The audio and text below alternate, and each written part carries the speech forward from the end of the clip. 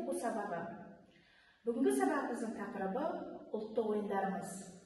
Оқу мақсаттары: қазақтың ұлттық ойындарымен таныстыру, ойын шартын түсініп, оқып ойын барысында ойыншы қандай болу керектігін сипаттау, асық ойынның ерекшелігі мен асық ойнау бала денсаулығына пайдасы туралы білу. Қазақтың ұлттық ойындары бабаларымыздан қалған асыл қазына. Қазақтың ұлттық ойындары ерте заманнан қалыптастырған дәстүрлі ойын-сауықтардың бір түрі. Оның бастауы тым тереңде, ғасырлар қойнауында жатыр. Осы ойындар негізінде халқымыз әртүрлі жаттығулар жасау жолымен дене шынықтыру ісінің негізін салды.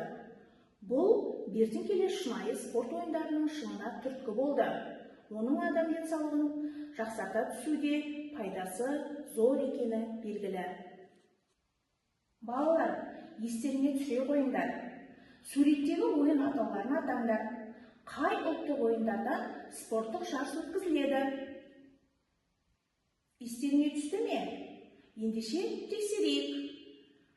Қазақша күрес, бәйге және бес тас.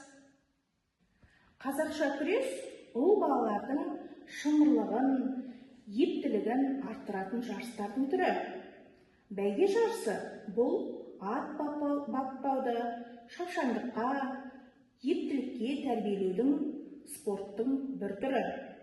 Ал бес тас кесте тігуде, сырбақ сырғанда, әжелеріне, аналарына көмектескен кезде, немесе үзіліс кезінде саусақтарға демалыққанда ептілікке тәрбиелеудің бір түрі. Келесі тапсырманы балалар бірлесіп орындайық. Ойын ережесімен танысып, екі топ болып ойнап көріңдер. Орамал тастау. Қатысушылар екі топқа бөлінеді. Арасы бір-бірінен 10 адымдай жерде белгіленген екі сызықтың бойына қарама-қарсы тұрады. Жүргізуші орамалды бірінші топтың шеткі ойыншысына ұстатады. Ол орамалды қарсы беттегі ойыншының біріне қарай лақтырып жібереді де «қа» деп дауыстайды. Қарсылас ойыншы орамалды қағып алып «ғаз» дейді, немесе «ла» дейді. Сонда екеуінің айтқандарынан бір сөз шығады. Ойынның шарты бойынша айтылатын сөз екі буыннан аспауы керек. Орамалды қағып алған ойыншы тиісті сөзді айта алмай қалса, ортаға шығып өнер көрсетеді. Сонан соң орамалды қарсы жаққа лақтырып, жұмбақ сөздің бірінші буынын дауыстайды. Осылайша ойын жалғаса береді. Енді ары келесі барлықтарының ұнатып ойнайтын асық ойынымен танысайық.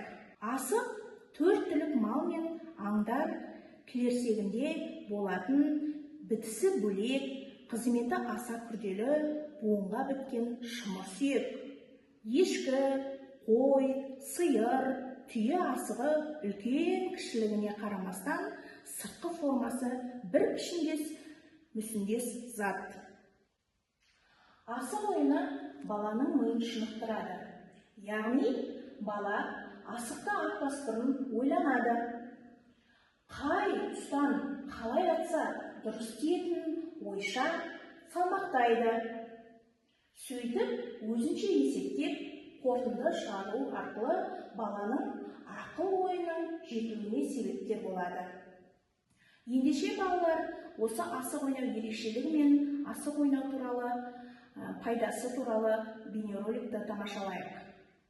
Асық ойынның бала денсаулығына тигізер пайдасын білесіз бе? Асық ойыны негізінен ер балаларға тән. Асық ойнау үшін керекті құралдардың ең негізгісі сақа. Әдетте оны үлкен оңқай асықтан шіге жағынан қорғасын құйып ауырлатып, тәке жақ табанын, шіге жақ бетін тегісеп, оң қолға ұстап атуға ыңғайлап жасайды. Асық ойынын жазды күні тақыр жерде ойнайды. Бір-біріне қарсы екі бала, немесе бірнеше бала екі топқа бөлініп ойнаулары да мүмкін.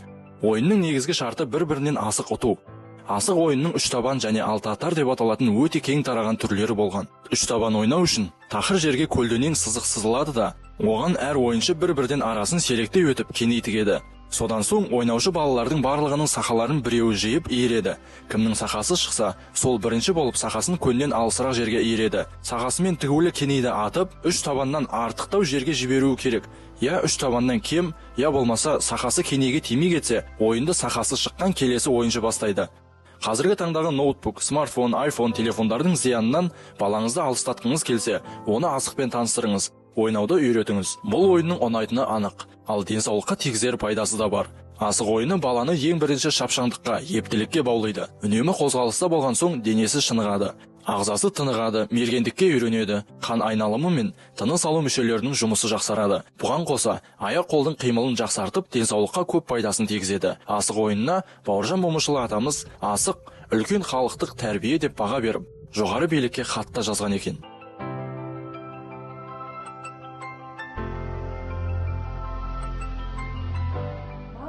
Енді арқарай білгенге маржан. Асық атауларын есіңізге түсірейік. Сақа, ұсақ асықтарды ату үшін таңдалған, қорғасын құйылған салмақты ірі асық. Топай сиырдың асығы. Кеней опайға тігілген кішкене асық. Ешкімен ешкінің асығы. Қойлақ қойдың асығы. Балалар, асықтың түсуіне қарайды өзінің аттары болады екен. Ендеше сол аттарын бірге қайталайық.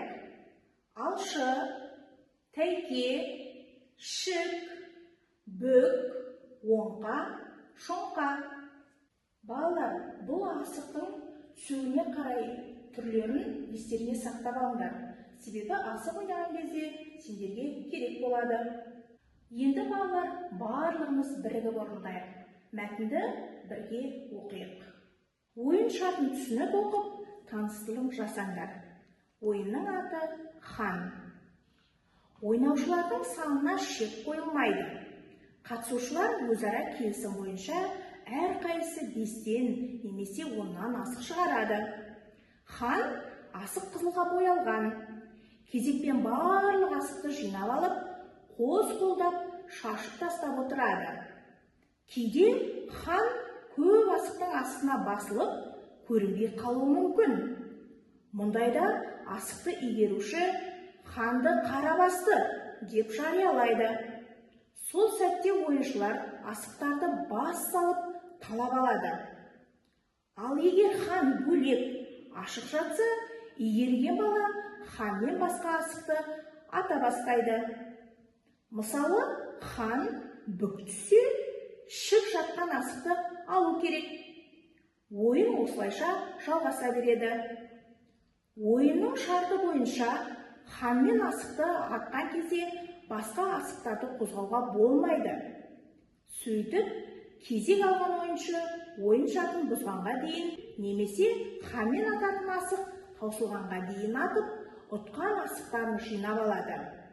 Ортаға салынған асықтар таусылған соң, ойыншылар қайтадан асықтарын шығарып, ойынды жалғастырады. Бұл ойын ептілік пен шапшаңдықты, байқағыштықты қажет етеді. Енді балалар ары қарай пікірлеріңді айта қойыңдар. Асық ойнап көрдің бе? Әрине көрдіңдер. Сендер жазғы демалыс кезінде, ауылға барған кезде барлығын асық ойнайсыңдар. Хан ойыны ертеңгі ұлттың ойын екенін қалай дәлелдер едіңдер? Ойлана қойыңдаршы. Дұрыс айтасың. Бұл ойын ертеден келе жатырған ежелгі ойын. Себебі бұрын қазақ халқын хан басқарған. Бұл да дәлел болып келеді. Қазіргі кезде не себепті асық ойындары сирек ойналады? Осыған дұрыстап ойланып көрші.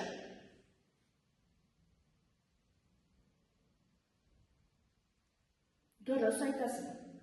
Қазіргі кезде дүкендердің сөрелерінде ойыншықтар көп, және де қазіргі балалар көп деген компьютер ойындарын, гаджеттермен уақыттарын бос өткізеді.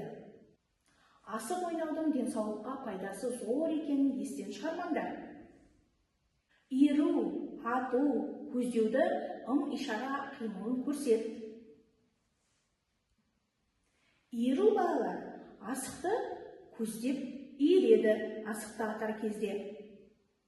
Көздеу ишара арқылы көрсету, ол көздің көруін ары қарай дамытады екен балалар. Балалар, енді ары қарай асық ойынның атауларымен танысайық. Омпы, үштабан, бөк, қақпақыл, шік. Осы асықтарды үйдегі үлкендерден сұрап білулеріне болады. Балалар, енді үйде тапсырма алайық. Алдарыңдағы кестеге отбасындағы үлкендерден ойнаған ойындары туралы сұхбат алып, кестеге түрінде жазасыңдар. Кестенің біріншісіне ойын атауы, ойын құралдары, ойын ережесі, ойынды кім ойнаған, міне сол туралы үйден осы кестені жазып келесіздер. Балалар, енді бүгінгі сабағымызды қорытындылайық. Қазақтың ұлттық ойындарымен таныстың. Ойын шартын түсініп, оқып, ойын барысында ойыншы қандай болу керектігін білдің. Асық ойынның ерекшелігі мен асық ойнау бала денсаулығына пайдасы туралы білдің. Адамға жақсылық тілегенде, тілек тілегенде, жолға шыққанда асығың алшысынан болсын деп тілек тілейді екен. Мен де сіздерге асықтарың алшысынан болсын деп тілек тілемекпін. Балалар, осымен бүгінгі әдебиеттік оқу сабағымыз аяқталды. Келесі кездескенше сау болыңыздар.